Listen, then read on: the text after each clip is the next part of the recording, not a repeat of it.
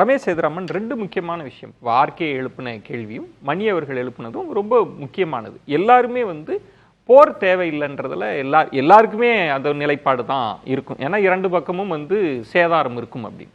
ஆனால் இந்த பிரச்சனையை ரொம்ப சர்வதேச அளவில் ரொம்ப வியூக கணக்கில் பாகிஸ்தானை தனிமைப்படுத்தி இருக்கணும், நிதி உதவியை கட் பண்ணியிருக்கணும், நிபந்தனை விதிச்சிருக்கணும், எக்ஸ்போஸ் பண்ணியிருக்கணும்.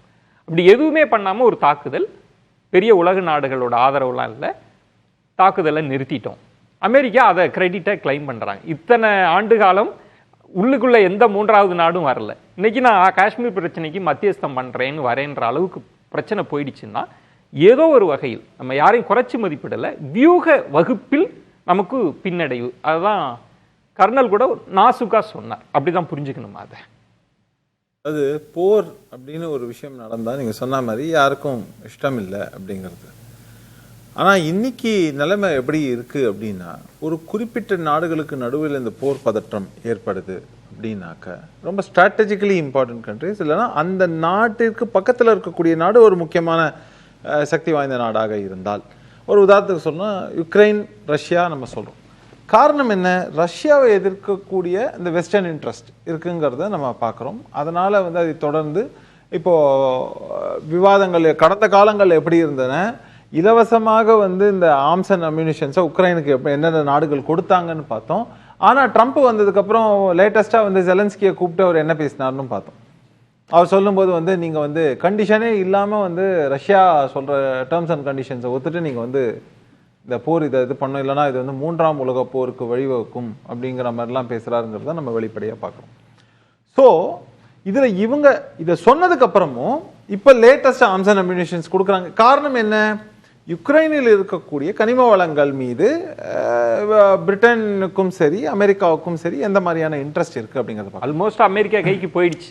அதுதான் அப்படின்னாக்கா இப்போ இது தொடரட்டும் அப்படிங்கிற மாதிரி. இந்த பிரச்சனை எப்படி இல்லை வரேன், அதே மாதிரி தான். இப்போ ஆசியா அப்படின்னு நீங்க எடுத்தீங்க, அதுக்கு முன்னாடி அதே மாதிரி நமக்கு தெரியும் ஈரானுக்கும் இல்லைன்னா இஸ்ரேலுக்கும் நடக்கக்கூடிய இந்த மாதிரியான கான்ஃபிளிக்ஸ், இந்த மாதிரியான விஷயங்கள்லாம் சொல்லுவோம். இந்த பக்கம் நீங்க வந்தீங்கன்னா சைனா இன்னைக்கு ஒரு ஃபோக்கல் பாயிண்ட்ல இருக்கு பொதுவாக. சைனா காரணம் என்ன? இப்போ industrial dominance, production let economy அப்படின்னு நீங்க எடுத்தீங்க அப்படின்னாக்க அதுல சைனா ரொம்ப டாமினன்ஸ் எந்த அளவுக்கு போயிருக்குன்னா, நீங்க வெஸ்டர்ன் கண்ட்ரி எதை வேணா ரொம்ப ஈஸியா நீங்க என்ரோல் பண்ற. ஒரு உதாரணம் சொன்னா ஆட்டோமோட்டிவ். இல்ல, இப்ப என் கேள்வின்றது இந்த தாக்குதல் நிறுத்தம் நேற்று இருந்தது இல்ல. ஒன்று அமெரிக்கா அவங்க கிரெடிட் எடுக்கிறாங்க, இன்றைக்கும் நான் மத்தியஸ்தம் பண்ண வரேன் அடுத்த ட்வீட்டும் போடுறாரு. அதெல்லாம் தாண்டி என்ன கேள்வினா, இந்த தாக்குதல் நிறுத்தம் ஏன்? இது வெளிப்படையா பேச வேண்டியது. எதனால இந்த தாக்குதல் நிறுத்தம்ன்றது ஒண்ணு, நமக்கு என்ன வியூக ரீதியில நமக்கு என்ன கிடைச்சிருக்குன்ற கேள்வியும் எழுப்புறாங்க. ராணுவத்தில் இருக்கக்கூடிய ஐயா அவர்கள் ரொம்ப தெளிவாக சொன்னார். சீஸ் ஃபயர் அப்படிங்கிறது நீங்க ரெண்டு தரப்புல இருந்து தாக்குதலை நிறுத்திருக்கீங்கன்றது போரையே நிறுத்திட்டீங்கிற ஒரு இதுக்கு நம்ம இன்னும் போகல. தாக்குதலை தான் நிறுத்தி இருக்கோம் இரண்டு பக்கத்துல இருந்து. சொன்ன மாதிரி இதை நீங்க இந்த தாக்குதலை நிறுத்துறீங்கன்னா எந்த காரணத்தினால நீங்க எதானு இருந்தாலும் தாக்குதல் இதுல இது நடக்க போகுதுன்னா, பொதுவாகவே நீங்க உலக நாடுகள், அதுவும் குறிப்பா அமெரிக்கா போன்ற நாடுகளுக்கு இந்த இன்டெலிஜென்ஸ்ங்கிறது இருக்கிறதுனால ஒரு விஷயம் நடக்க போகுதுனால ரொம்ப ஈஸியா அவங்க சொல்ல முடியும், இது நடக்க போகுதுன்னா நான் நிறுத்துங்க அப்படின்னு நான் ஒரு வார்த்தையை சொல்லிட்டு அடுத்தது ஒரு உதாரணத்துக்கே சொல்றோம், விளையாட்டா சொல்லலாம். இப்போ மோடி தான் உக்ரைனுக்கும் ரஷ்யாவுக்கும் நடுவில் சீஸ் ஃபயர் நடுவில் நிறுத்தி வச்சாங்க மக்களை எவாக்குவேட் பண்றதுக்கு அப்படிங்கிற மாதிரி ஒரு வாட்டி சொன்னாங்க. ஆனா வெளியில் வந்த விஷயம் என்னங்கிறது நம்ம எல்லாருக்குமே தெரியும், அது இல்லை அப்படிங்கிற மாதிரியான ஒரு சில இதுல சொல்லப்பட்டது. அப்போ ஒரு நிகழ்வு நடக்கிறது அப்படின்னா அதுல ஒருத்தர் கிரெடிட் எடுக்கிறதுங்கிறது ரொம்ப ஈஸி. அதை கடுமையான மொழியில் எதிர்வினை ஆற்றி இருக்க வேண்டாம். அப்ப ஆர்கே அவர்கள் கேட்டது இல்ல, மணி அவர்கள் சொன்னது ஐக்கிய நாடுகள் சபையினுடைய தலையீடு ஒருவேளை இருக்குமே ஆனால் கூட அது ஓரளவுக்கு ஒத்துக்கொள்ளப்பட வேண்டியது. இப்ப அமெரிக்கா இந்த இடத்துக்கு நகர்றாங்கன்னா அமெரிக்கா கிடையவே கிடையாது, அமெரிக்காவை அனுமதிக்க முடியாது அப்படின்ற ஒரு பதில் சொல்லியிருக்கணும்ன்றது ஆர்கே கேட்கிறது. ரெண்டாவது, எதற்காக நிறுத்தணும், என்ன டிமாண்ட் சொல்லி நிறுத்த வச்சிருக்கோம் அப்படி. இதுவரைக்கும் பாகிஸ்தான் தன் நிலைப்பாட்டுல எந்த மாற்றத்தையும் பண்ணலன்றாங்க. அப்ப எதற்காக நிறுத்தணும்? அது ரெண்டு தரப்புல இருந்து நீங்க என்ன வெளி வருதுங்கிறத பொறுத்து இருந்தா நம்ம பார்க்கணும். முக்கியமா நீங்க சொல்லக்கூடிய இந்த சீஸ் ஃபயர்ங்கிற இந்த மொமெண்ட்ல நீங்க ஒவ்வொரு இதுலயும் கமெண்ட்ரி கொடுக்குற மாதிரி இப்போ அண்ணன் மணி அவர்கள் சொல்லும் போது கரெக்டா சொன்னார். அதாவது மீடியால இந்த எக்ஸைட்மெண்ட், சென்சேஷனலைசேஷன், எது இருந்தாலும் சென்சேஷனலைசேஷன். அப்படிங்கிற ஒரு நிகழ்வை நோக்கி அவங்க போகும்போது நம்ம அதை பேஸ் பண்ணி நம்ம பண்ண முடியாது. இங்கே சொல்லக்கூடியதுல அதுதான் ரொம்ப அழகா சொன்னார் ராணுவ அதிகாரி அவர்கள் ஒருத்தர் பேசும்போது ரொம்ப தெளிவா சொன்னார். உங்களுக்கு என்ன தெரிஞ்சுக்கணுமோ அதை நாங்க சொல்ல அந்த இடம் தான் மணி அவர்கள் கிளாரிட்டி. யாரும் எந்த டிகிரியில வந்து ஏவுகணை ஏவப்பட்டது, அந்த ஏவுகணை வந்து எதனால், அந்த டெக்னிக்கல் டீடைல்ஸை யாரும் கேட்க மாட்டாங்க. மக்களுக்கு இன்ட்ரெஸ்ட் இல்ல. நீங்க வந்து ரமேஷ் சேதுராமன் அவர் சொன்னது தாக்குதல் நிறுத்தம்ன்றது இருக்குல்ல, அது ஒரு கொள்கை முடிவு. ஆமா, அந்த கொள்கை முடிவு ஏன் எடுக்கப்பட்டது? இப்ப முன்னாள் உள்துறை அமைச்சரா இருக்கிற ப. சிதம்பரம் கேட்கிறார், இதுல பல மர்மங்கள் இருக்கு, இதுக்கான விடை தேடணும்ன்ற, ஏன் நிறுத்தினீங்க அப்படின்னு கேட்கிறார். இதுக்கு பின்னணியில் என்ன நடந்துச்சு விளக்குங்க. அவர்தான் இல்ல, நீங்க ப. சிதம்பரம் பத்தி சொன்னதுனால சொன்னேன். பல நேரங்கள்ல அவரே வந்து பாகிஸ்தானுக்கு ரொம்ப சர்டிபிகேட் கொடுத்தவர் தான். பாகிஸ்தான் அப்படி சொல்ல முடியுமா? அப்படி இல்ல அந்த மாதிரி இல்ல, அவர்தான் இல்ல, நான் அல்ல விடுங்க. நீங்க ஏதோ அவர் பாகிஸ்தான் ஆதரவாளர் இல்ல, அவர் சொன்னதை தானே நான் சொன்னேன். அது உங்களுக்கு அவர் பாகிஸ்தான் ஆதரவாளரா சித்தரிக்கப்பட்ட அதுல என்ன சர்டிபிகேட்? அதாவது ரொம்ப ரீசனபிளா பேசுவாரு. இப்ப கொஞ்சம் இறங்கி பர்சனலைஸ்ட் அட்டாக் போறாரு. இல்ல இது சரியில்லை. நீங்க சொன்ன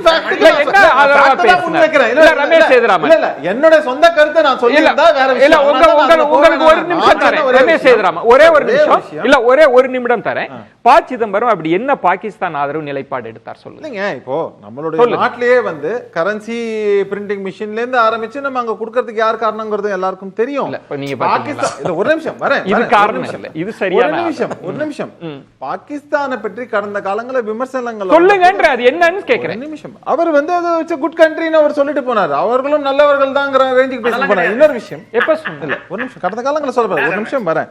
இன்னொரு முக்கியமான விஷயத்தை இல்ல, ஒரு நிமிஷம் என்ன சார், இல்ல இதுல சிரிக்க வேண்டிய அவசியம் இல்ல. வயருக்கும் பாவம் அவுட்லுக்கும் பொங்கியவர் மற்ற எந்த மீடியா பொதுவா கோடி மீடியா ஒரு சர்டிபிகேஷன் கொடுக்கல. ரமேஷ் சேதுராமன் எனக்கு அது வியப்பா இருக்கு. இல்ல ரமேஷ் சேதுராமன், நான் ஏன் உங்களிடம் குறிப்பிட்டேன்னா நான் என்ன கேக்குறேன், புதிய தலைமுறை ஒரு ரெஸ்டாரண்டோட கரெக்டான விஷயங்களை மக்களுக்கு கொண்டு போய் சேர்க்கணும்னு சொன்னாங்கன்னா அவங்க அவுட்லுக் மாதிரியோ இல்ல வயர் மாதிரியோ எழுதாதனால அவங்க கோடி ஆடிவாங்கற ஒரு கேள்வி இருக்கு. ஃபோக்கஸ் பாயிண்ட்ல இருந்து நான் என்னன்னா, நீங்க ஒரு சார்ஜ் வச்சீங்க, அதனால விளக்கத்தை கேட்டேன், அவ்வளவுதான். நான் அதற்கான விளக்கம் இல்ல. இப்போ நீங்க நான் சொல்லிட்டீங்க, உங்க பார்வையை சொல்லிட்டீங்க, நான் ஃபேக்ட் தான் முன் வெச்சேன், வேற ஒண்ணும் சொல்ல. அதுல தனிப்பட்ட என்னுடைய கருத்து எதுவும் சொல்லல. அதுதான் அந்த ஃபேக்ட் மக்கள் முடிவுக்கு விட்டுறோம். இல்ல அந்த ஃபேக்ட் அப்படின்னா இத்தனாம் தேதி இந்த நிலைப்பாடுன்றது, அதுக்குள்ள நம்ம போறதுக்கு நேரம் இல்லையால் நான் என்ன கேக்குறேன், என்னென்ன பொறுத்து பார்க்கணும் அப்படின்னா நியாயம். அதுல வந்து எல்லாவற்றையுமே நம்ம வந்து உடனுக்குடன் நான் திரும்பவும் சொல்றேன்,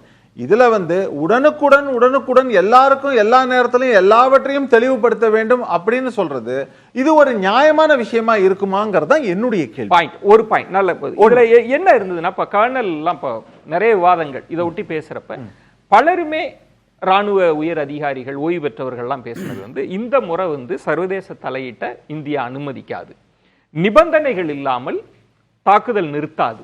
இன்னும் சொல்லணும்னா, இப்போ ஆர்கே அவர்கள் சொன்ன மாதிரி பாகிஸ்தானின் தீவிரவாதத்தின் முதுகெலும்பை முறிக்காம நம்ம பின்வாங்க மாட்டோம் அப்படின்லாம் சொல்லப்பட்டது.